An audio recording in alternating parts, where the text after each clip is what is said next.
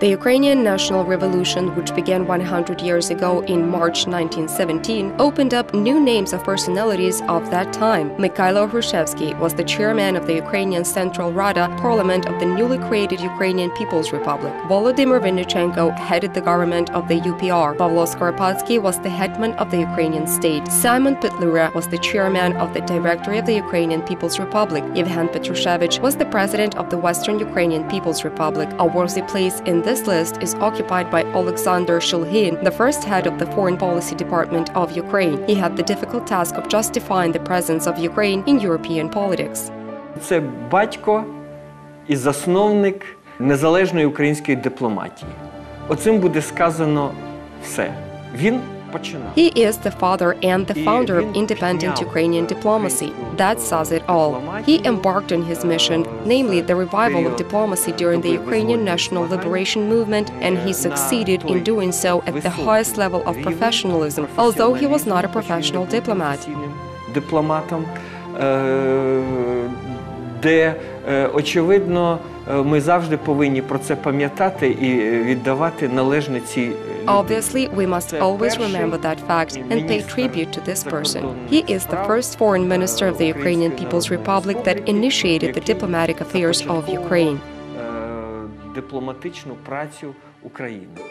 Oleksandr Shulhyn literally burst onto the scene of the Ukrainian national liberation movement of 1917-1921, and that did not happen by accident. Shulhyn was born into a patriotic intellectual family in 1889 in Poltava. His father, Yakov Shulhyn, a well-known Ukrainian historian, began social activities back in the times of the People's Will. For that, he was arrested and exiled to Siberia for 4 years in 1879. Then he returned to Kiev, where he taught history in local gymnasiums. At the same time, he was feverishly engaged in publishing activities. І от саме в середовищі сімейному, де приходили от люди, які просякнуті були. Alexander Shulhyn was brought up in a family circle and among people who were imbued with patriotic views about Ukrainians and Ukraine as a country.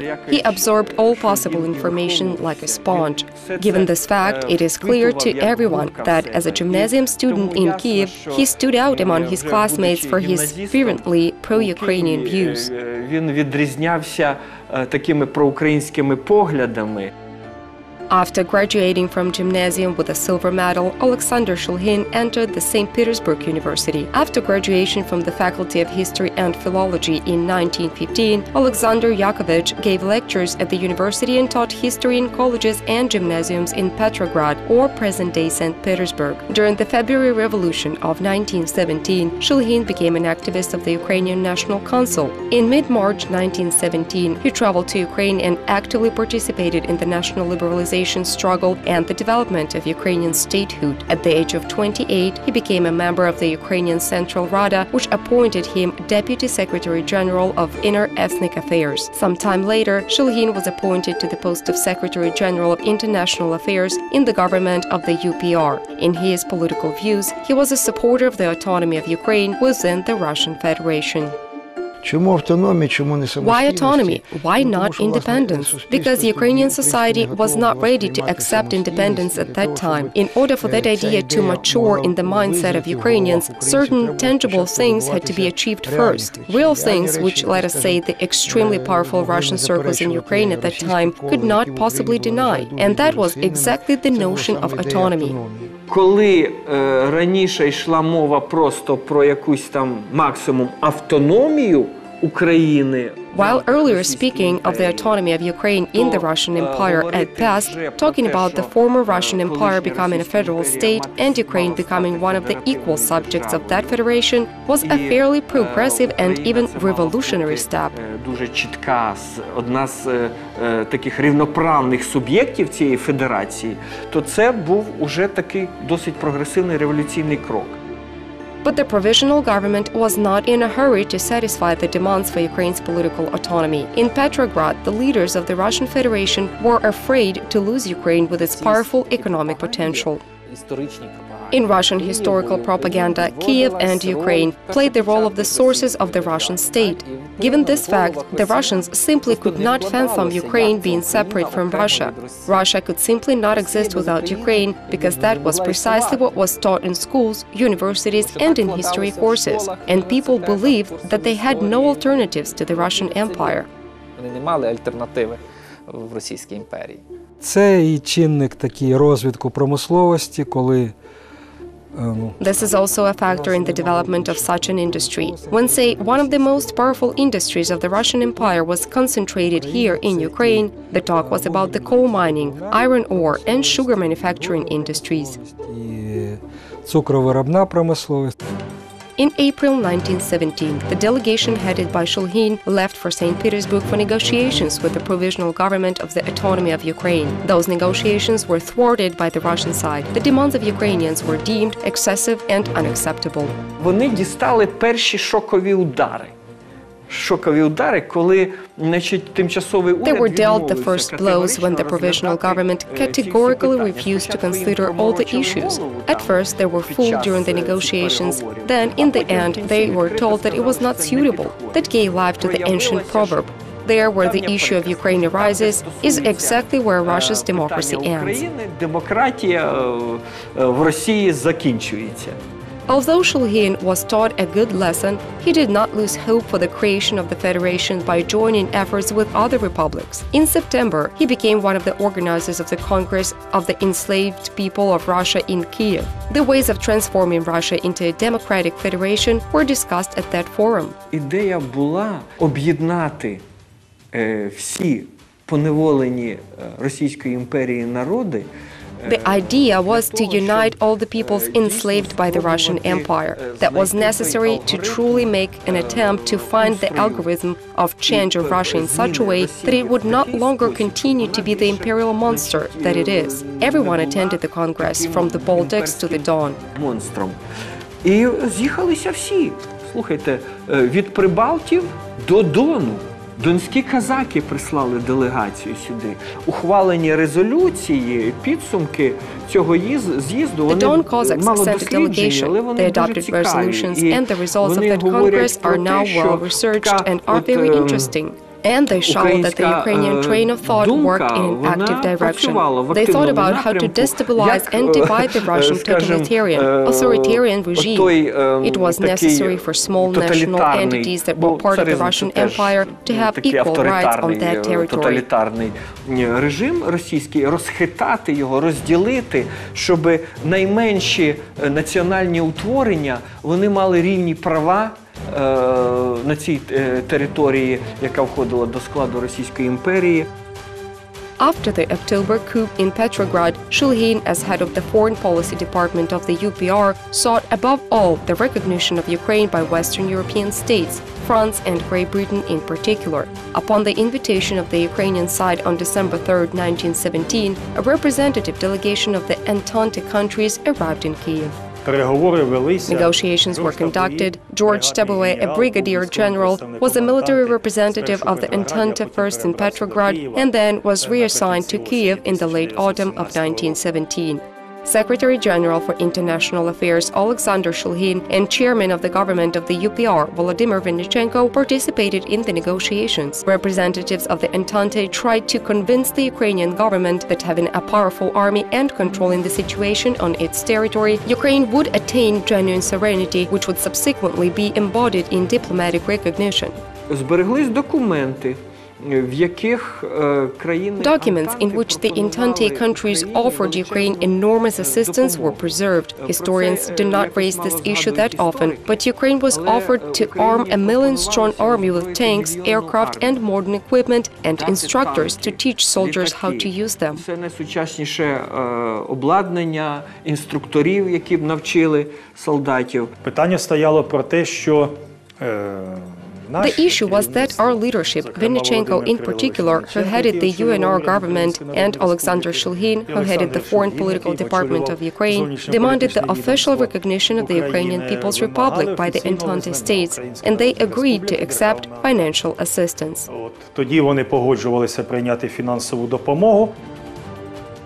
As the latest studies of Ukrainian history by French professor Volodymyr Kosyuk show, Great Britain and France nevertheless tried to stretch out their hands to Ukraine and give it a historic chance. They decided to accept the terms of the UPR government and recognize the independent Ukrainian People's Republic. But the news of this recognition was received too late in Ukraine. Facing the fact of the salient aggravation and the political situation in Ukraine as a result of the offensive by the troops of Bolshevik Russia, the majority of the Central Rada members deemed it expedient to conclude the Brest Peace Treaty on February 9, 1918. The German army entered Ukraine 10 days after the signing of the treaty. Це викликало шок у Шульгіна і Петлюри. Needless to say, that came as a shock to both Shulhyn and Petlura. Shulhyn spoke directly, saying, "How could we become allies with those who are already losing the war?" Shulhyn and Petlura immediately resigned. These were the first examples of Ukrainian political culture when two ministers resigned because of their disagreement with the government's course. Later, Shulhyn refused to take the post of Minister of Foreign Affairs in the government of Hetman Pavlo Skoropadsky, knowing about the letter's pro-Russian orientation. But in the summer of 1918, he agreed to be appointed ambassador of the Ukrainian state to Bulgaria. Він зміг встановити надзвичайно дружні приятельські стосунки з болгарським царем Борисом, з його оточенням. He was able to establish extremely friendly relations with Bulgarian Tsar Boris and his entourage. Very few people know it, but the undeniable colossal merit of Shulhyn is that as a result of his negotiations, 12,000 prisoners of war of the First World War who were confined in Bulgaria returned to Ukraine from the territory of Bulgaria. Also, the maintenance of ships on the way to Odessa was assumed by the Bulgarian government. Які утримувались на території Болгарії, і пароплави, там утримання, поки їх доставили до And Одеси. speaks of one's diplomatic flair and ability to persuade those sitting on the other side of the negotiating table. That is, he managed to persuade Bulgarians that Ukrainians were not enemies but quite the contrary, that they were in fact military servants of Russian Tsarism as part of the Russia army. He also skillfully convinced them the independent Ukrainian state was currently being built and that those people were needed there in Ukraine. Російському царату, були в складах російської армії, і що зараз будується українська держава незалежна, і ці люди потрібні там в Україні. After the directory of the UR established power in December 1918, Shulhyn once again returned to his work in the international arena. In 1919, he was appointed a member of the Ukrainian delegation to the Paris Peace Conference. Паризька конференція – це була конференція, скажімо так, переможців, тобто Антанти, яка намагалася визначитися з кордонами в Східній Європі особливо. The Paris Conference was a conference of winners. That is, the Entente tried to determine the boundaries, especially in Eastern Europe. Ще й поява, скажімо так, And then there were great hopes that an even greater Ukraine might emerge, because at that time the Western Ukrainian Republic was also fighting for its existence. There were a number of different schemes that were developed and directly related to the resolution of that issue. Anti-Ukrainian Polish and Soviet-Russian propaganda on the eve of the conference, as well as the grievances of France and Great Britain for Ukraine being allied with the Germans in 1918, prevented the recognition of Ukrainian statehood. Є такі в звітах Шульгіна, які він давав як член делегації. There are Shulhyn's reports that he provided as a member of the delegation. In his notes, he reported that he actively worked with the British delegation and the American delegation. The American delegation largely supported the idea of proclaiming the independence of Ukraine, but England and France, which at that time were key players, could not forgive Ukraine at the time. They could also not come to terms with themselves. Вибачити Україну тоді не змогли. Вони через себе не змогли переступити. As a result, after the defeat of the National Democratic Revolution of 1917-1921, before the Second World War, Ukraine was divided between 4 European countries. In 1921, Oleksandr Shulhyn immigrated to France. For several years, he headed the mission of the UPR in Paris. In the 1920s and 1930s, he headed the Ministry of Foreign Affairs of the UPR government in exile. Шульгін працюючи далі на дипломатичній ниві, він вже Shulhyn continued to work in the diplomatic sphere. He was ready to continue propagating the idea of Ukrainian statehood in exile to prevent it from dying and being completely removed from the diplomatic agenda. Не згасла, не була знята з порядку денного.